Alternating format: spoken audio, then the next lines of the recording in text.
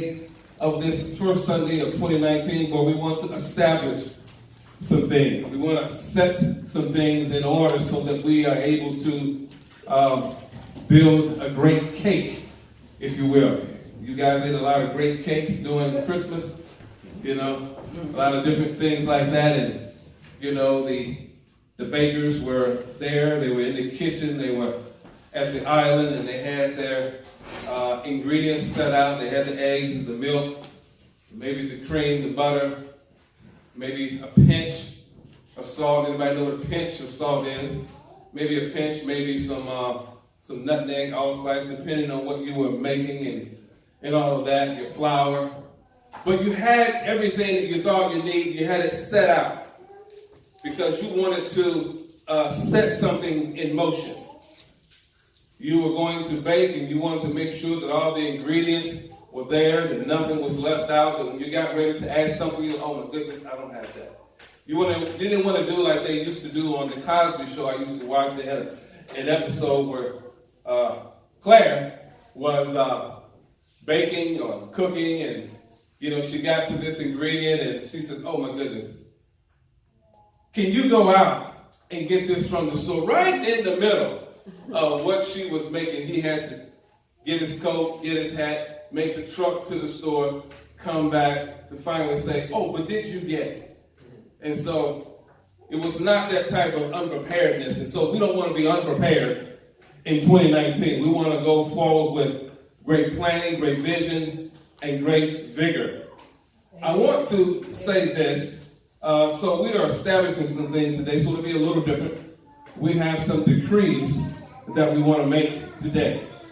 And as we understand, decrees are a little bit different from declarations. It's like a declaration. A declaration is really something you say. A decree is more of a royal, it is more of a kingdom language. You say it, you can't take it back. You say it with a level of authority. You say it and it is established.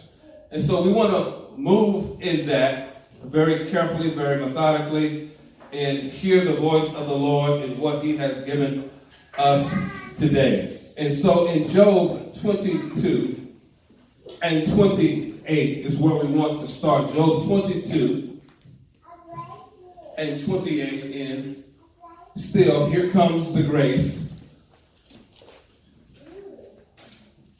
Under that may be a subtitle, if you will. But here comes the grace. Job 22, reading in the King James, verse 28. Thou shalt also decree a thing, and it shall be established unto thee, and the light shall shine upon thy ways. So thou shalt decree a thing, and it shall be established unto thee, and the light shall shine upon thy ways. Establish. Establish. And so when you decree, it will establish some things in your life. That's what we want to focus on just for a few moments, that it will establish. It will set some things in motion. You can say some things that are not necessarily godly things, and it can set some things in motion. I think I heard someone say you can say some things and they can set some stuff off. But we want to set some things in motion. We want to serve notice. We also want the angels to hear, because the Word of God also says that they hasten, which means they are quick. They are looking, they are ready, they are on guard. They hasten to perform the word of the Lord. And so we want to say what God says, and the angels will hear it, and they will hasten to perform what we have said. And so certainly this is about your decrees. This is about what you say. This is about you establishing the direction that you are going. This is about you setting your course with faith in your heart and the right words on your lips. Amen. And this is about setting your course for where you're going. This is 2019. Yes. This is not, I don't know how I ended up here in June 2019. I don't know why this happened to me. And I didn't see this coming. And I thought I would be working at this job longer. We want to set a course. Yes. You want to set the course that God has for you with faith in your heart and with the right words on your lips. You want to set the course. And so you want to establish. You want to make a covenant with where you're going. You want to establish something. And so let's keep reading that. Let's back up. We're still in Job 22. Let's read verses 21 through 28. Acquaint now thyself with peace, and be at peace thereby. Good shall come unto thee. So acquaint yourself with peace, because good is going to come to you. You don't want to have the attitude that nothing good happens to me. I'm always the last. I see other people being blessed. I see other good things happening to them, but I know it's never going to happen to me. And so now you need to acquaint yourself with where you're going. You need to be able to see in your mind's eye good things happening to you. You want to see some mortgages paid off. You want to see some cars being paid off early. You want to see your bank account. And I want you to just, in your mind, I want you to put some parentheses around the word bank account. We're going to change the language. We're going to change the phraseology. We're going to change the nomenclature of what we call a bank account. We're going to change it to a royal and a kingdom language in just a moment. Keep reading.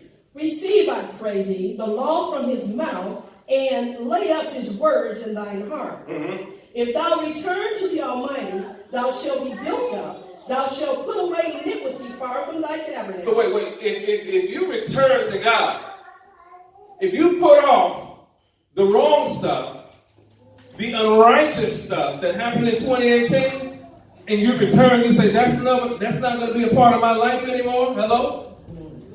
If you say, no, not going that way anymore. If you say, I'm cutting them loose. Hello? If you say, I got to get my mind right, if you begin to think right and put away the attitude, if you return to the Lord in 2019. Now, I'm not talking about from backsliding. Certainly, if you're a backslider, you need to come back. Yes. But I'm talking about that waywardness, that place where you were in the Lord, where you were just kind of straddling the fence, or that place where you're not as strong as God had called you to be. And so if you return to going full-hearted with him, here comes some blessings. Read. If thou return to the Almighty, thou shalt be built up, thou shalt put away iniquity far from thy tabernacle. Mm-hmm. Then shalt thou lay up gold as dust, and the gold of Ophir as the stones of the brook. So wait a minute, he's not talking about spiritual things, he's talking about tangible things, he's talking about gold. And you know how sometimes you go around your house and you dust, you clean up, you find some cobwebs, you say, I want to put the TV over here.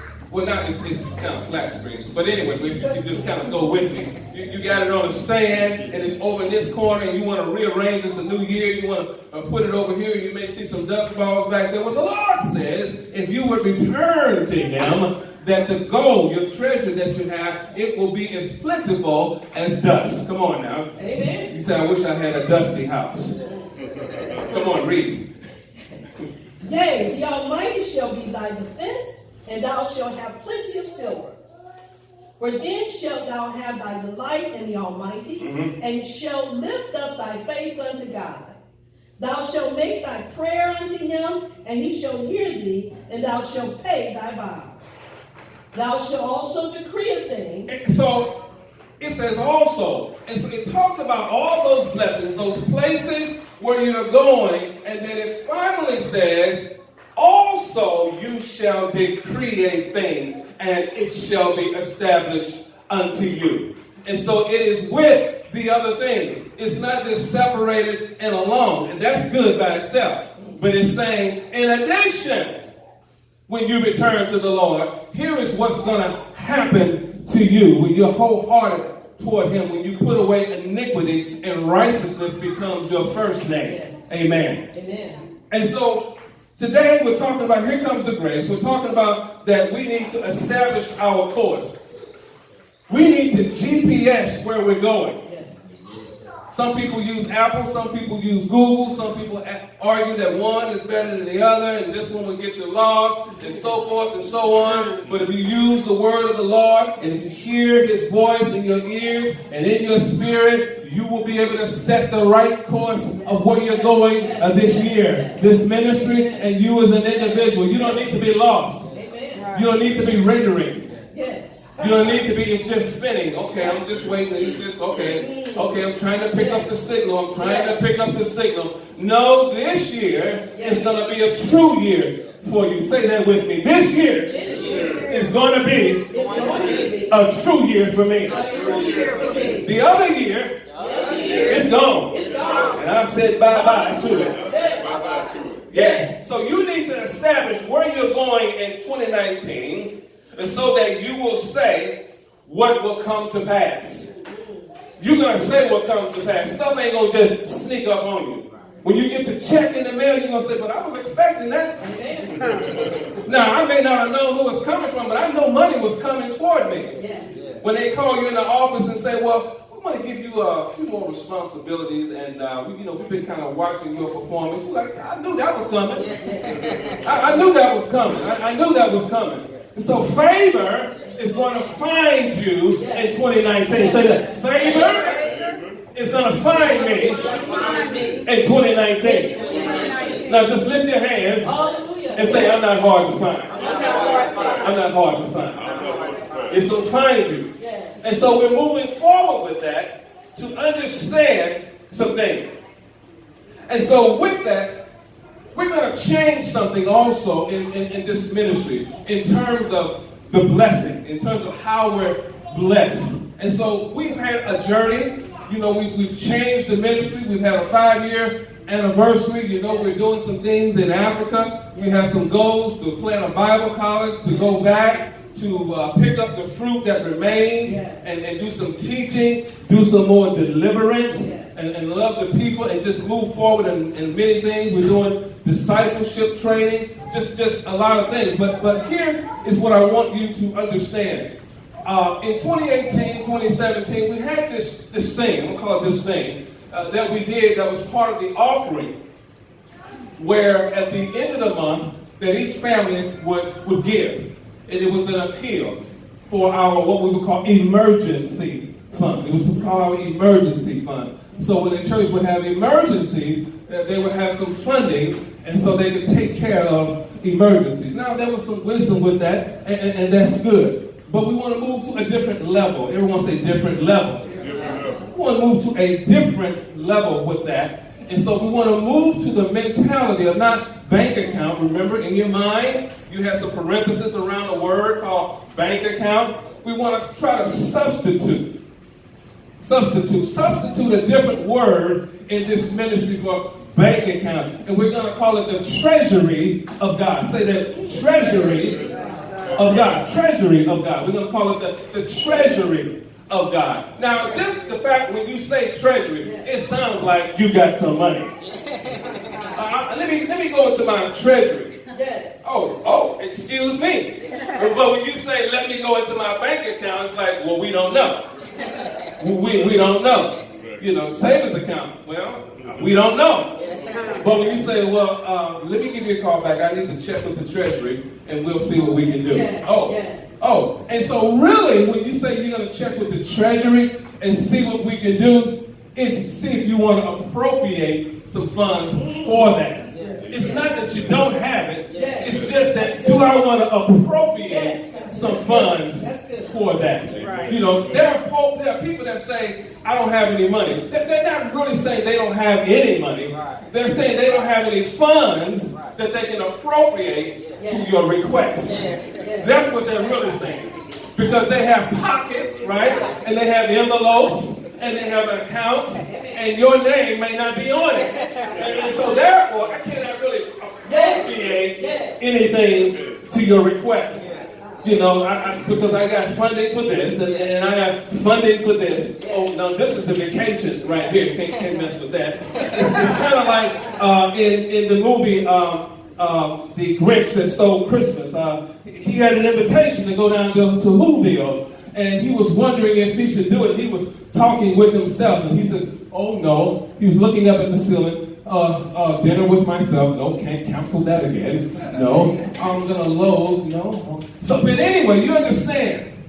And so this is gonna be about the treasury of the Lord. Now, I want you to go with me I want to start with, no.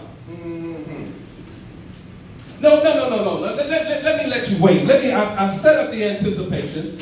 And so I want to dig a little bit more into what you need to say. And I'm going to just move that off for 10 minutes. Can I have 10 minutes? This is not the preacher that says 10 minutes and the next thing you know it's 3 o'clock. Just 10 minutes. It won't be 3 o'clock. In 2 Kings, and you don't have to, you can just write these down. You don't have to turn to them all. But in 2 Kings 7 and verses 1 through 2, it was the prophet that said that tomorrow, about this time, and we'll read that one. We'll read the first one. 2 Kings 7, verses 1 through 2. He says, about tomorrow, about this time, this is what's going to take place. Because of your unbelief, you won't take place and you won't have any of it. Let's read that. Then Elijah said, so it was the prophet Elijah. I want you to key on the prophet. Okay. Hear ye the word of the Lord. Thus saith the Lord, tomorrow about this time shall a measure of fine flour be sold for a shekel. Yes. And 2 measures of barley for a shekel. In the gate of Samaria. Then the Lord, on whose hand the king leaned, answered the man of God and said, behold, if the Lord would make windows in heaven, might this thing be? And so this person is trying to figure out, he's trying to use logic on how God is going to bless. So let me help you with that. We're going to do a lot of repeating today. Yes. You cannot logic, say that with me. You cannot logic on how God is going to bless. Because if you can figure that out, you would have done it already. And so God's going to bless you in a way you ain't even figured out. He's going to have people, institutions, circumstances avail themselves to you on his behalf to bless you. That's what's going to happen. And so this took place, and the prophet was speaking, and really what he was saying, there were some things that you take place in that you use today, that tomorrow, about this time, the price is going to be different. And so in other words, he said, now tomorrow, about this time, gasoline is going to be 5 cents. Tomorrow, about this time, Mercedes-Benz are going to be $100. Tomorrow, about this time. And so it was something that he was like, well, I guess if the Lord would do this, then it might happen. Really? You're trying to tell God how he's going to bless it, how it's going to happen? And so the prophet said this. And he said, behold, thou shalt see it with thine eyes, but shalt not eat thereof. You're going to see it, but you're not going to have any of it. And so you're going to see gas prices be 5 cents, but you ain't going to have no money to buy any of it. You're going to see Mercedes-Benz, people going to be driving down the road with Mercedes-Benz like the taxi cabs. Everybody going to have one. People even that don't have license going to have one, but you won't have one.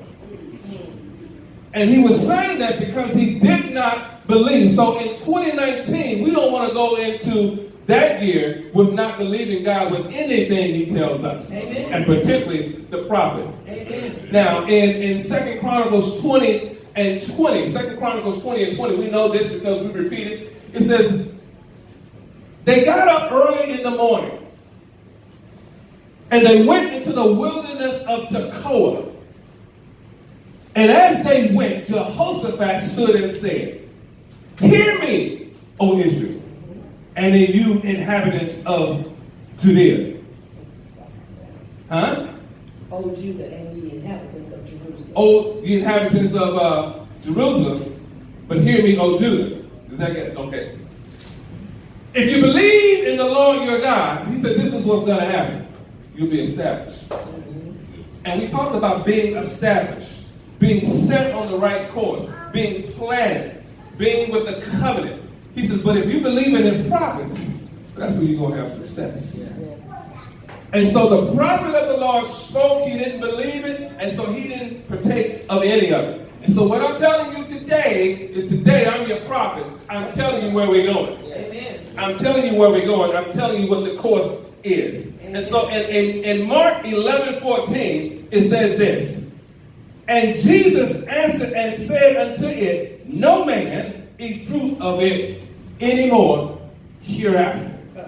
He was talking to the fig tree. And so what was he doing? He established something. He said, not today, but no more hereafter shall any man eat fruit thereof of you. What was he doing? He set the course for what was going to happen to the fig tree.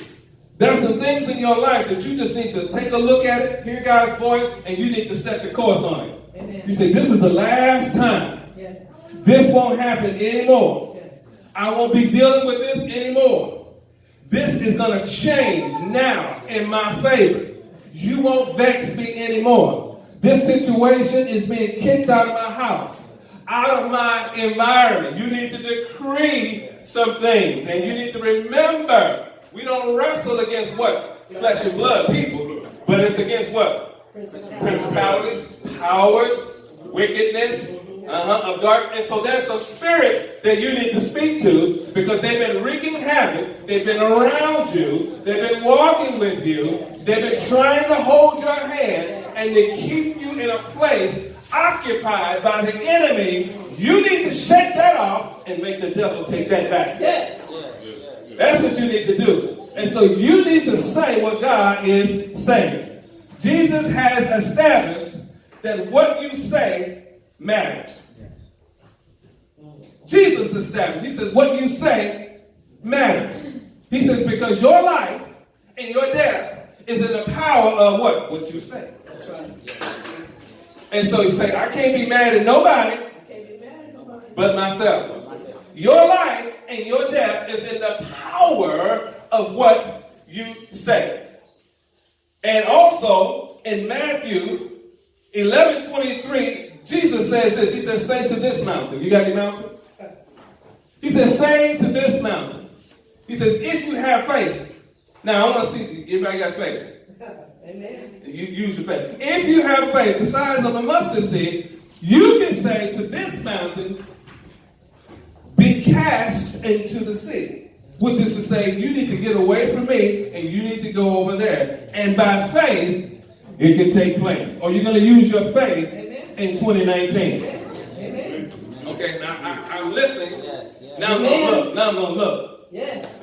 Now I'm going to look. Or will you use your faith in 2019? Your life, as you know it, is controlled by the power of what you say. By your words, you are condemned. And by your words, you are justified. So your situation is what you say. You need to say something different. You need to say something higher. And you need to go in God's direction that he has called you to go in. Yes. And so now we're going to go to 1 Chronicles 26 and 20. And I want you to hold that place. I'm going to have my reader go to, when she gets that, I want her to hold that place, and I want her to go to Joshua 6 and 19. But first we're going to go 1 Chronicles 26 and 20. Joshua 6 and 19.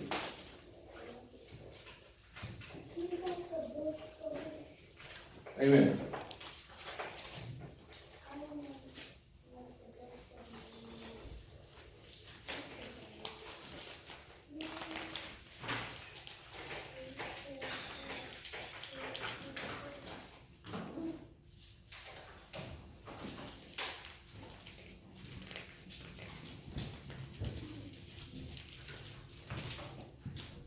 Joshua 6 and 19, you have that? But all the silver and gold and vessels of brass and iron are consecrated unto the Lord. Mm-hmm. They shall come into the treasury of the Lord. They shall come where? They shall come into the treasury of the Lord. Not into the Lord's bank account, which his bank account is his treasury because it's kingdom. Yes. And so there's a treasury there.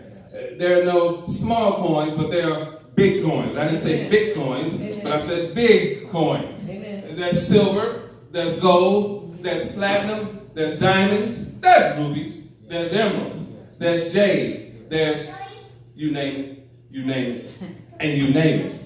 And so that's Joshua. And so the treasury of the Lord had been established long ago because it was a part of spoils of war. When you would defeat the enemy, you would take back, because the enemy always has something that's someone else's. Probably a lot of your stuff. And so you would always get back what he stole from you and what he stole from others. And so you would plunder him. And from that, the enemy's kingdom would be wrecked because his finances and his economy would be taken and it would be placed back in its rightful place in the treasury of God. And so this had been established from the spoils of war. As you go through 2019, there are some spoils of war that the Lord is going to give you. You need to say that. Amen. There's some things that the enemy has taken from you. And I'm not talking about just some tangible stuff. There's some loved ones that you wish were still here. You believe they should still be here. They were cut off. They died before time. That was the enemy. That was not God's hand. And so there's some favor that is due you. There's some recompense of reward that is due you because of what the enemy has done. And so in 2019, spoils of war are coming into your treasury for God's treasury. Amen. Hallelujah. Amen. And so we keep going with this in 1 Chronicles 26 and 30, I believe. 1 Chronicles 26 and 30.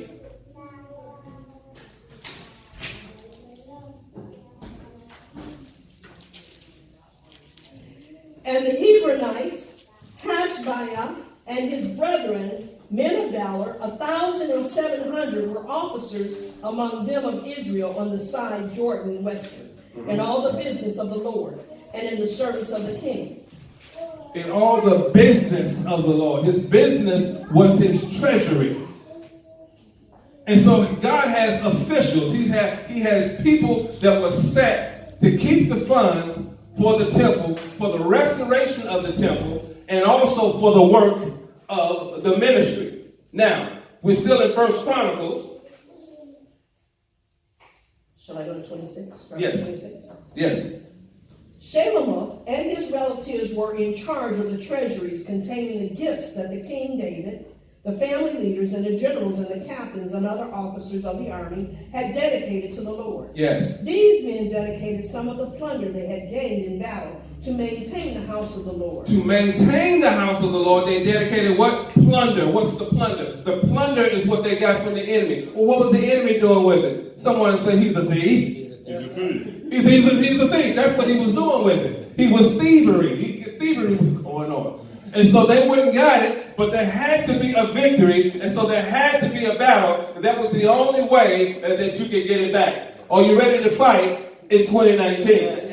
It's going to be a good fight. It's going to be an easy fight because here comes the grace. Amen. Because here comes the grace. Your fight will be easy. It won't be a lot of sweat with it because the victory has been won. You just need to participate, go through some motions, and say, I thank you very much. And then if it don't act right, you give it some act right. Hello. Amen. Hallelujah. Amen. All right. So we're going to keep going with this in 2 Chronicles.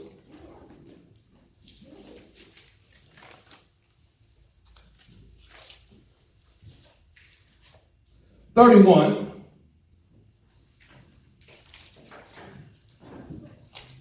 The Lord had told King Hezekiah to ask the people to do something.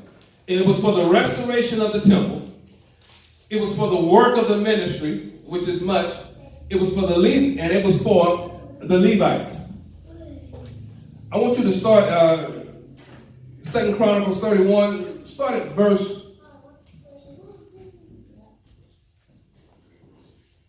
4. Verse 4. Just read a little bit of verse 4, yes.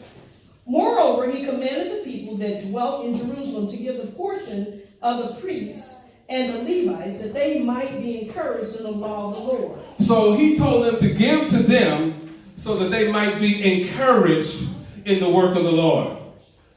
Ministers, pastors, bishops, apostles, prophets that do the work of the Lord, someone say needs encouragement. They need encouragement. And sometimes the encouragement is not, you know what, you're doing a good job. And sometimes it's not that. Sometimes it comes in the form of gold. No, right here. It comes in the form of gold and silver and iPads and houses and land. All right. We got one person that's going to be blessed. Amen. We got one person that's going to be blessed. They saying yes on everything. Hallelujah. Keep reading. Moreover, he commanded the people that dwell in Jerusalem to give the portion of the priests and the Levites, that they might be encouraged in the law of the Lord.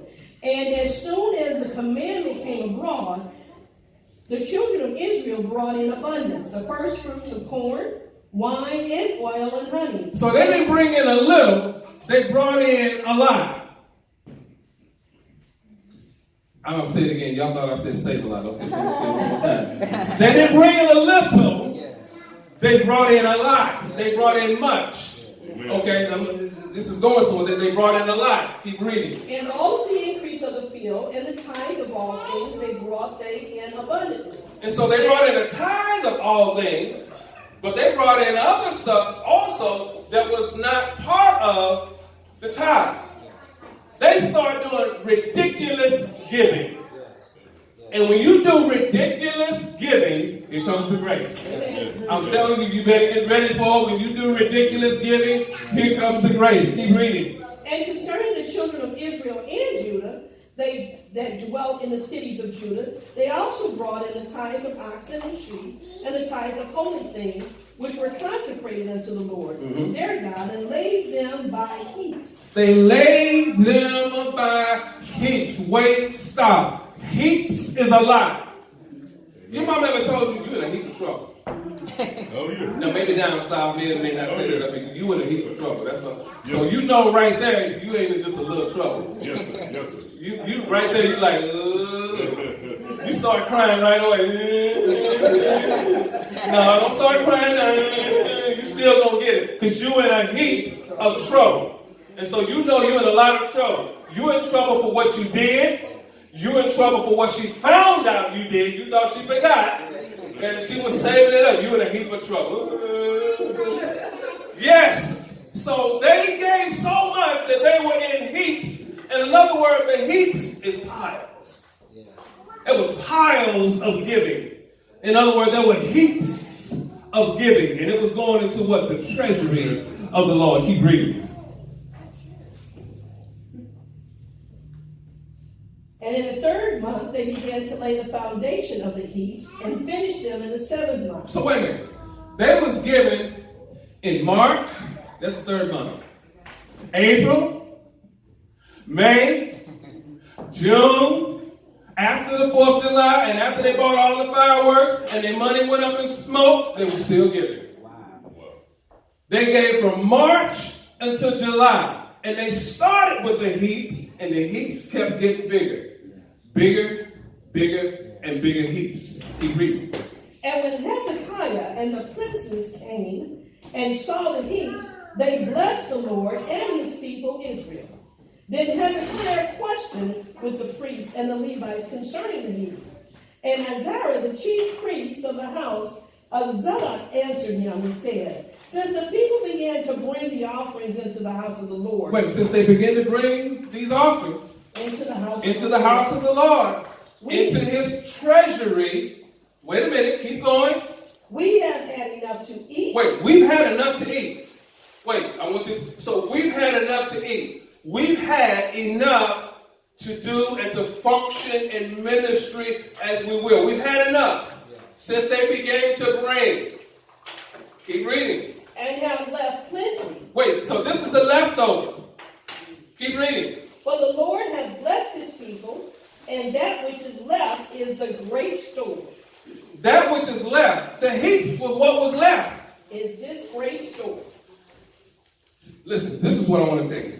Treasury. We understand the word treasury from in our economy in the United States, we have a treasury.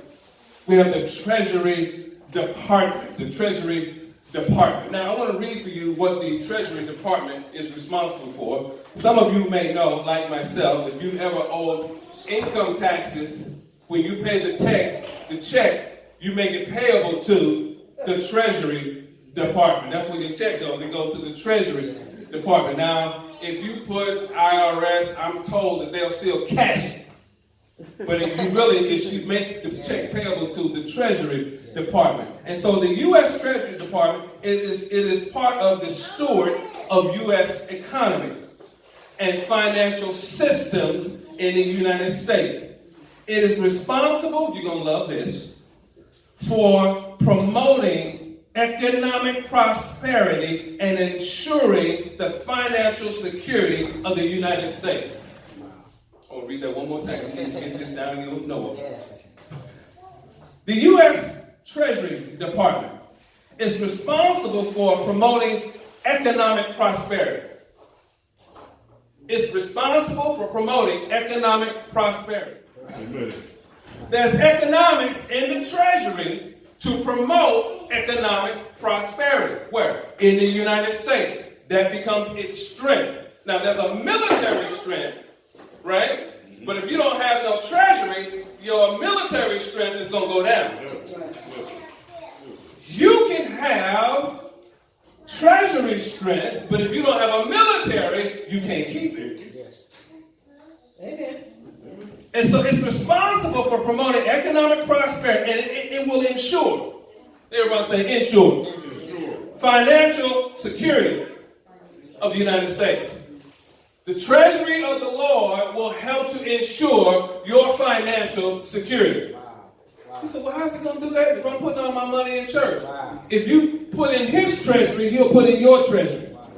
Because you can't put in his treasury unless you have a treasury.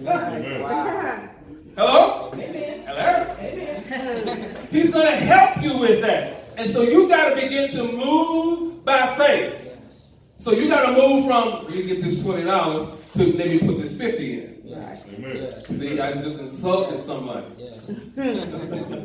I just insulted. And so you got to move from one realm to go to the glory realm, to go to a different realm of what God's going to do. This is what you do. Oh, I'm all about the treasury of the Lord. You're going to see some next term. What you talking about, Willis?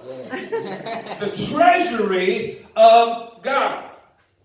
And so we want to keep going with that. And so we saw that they were blessed because they gave. They were blessed because they did what? Someone say obedient. Obedience. I know that's a bad word.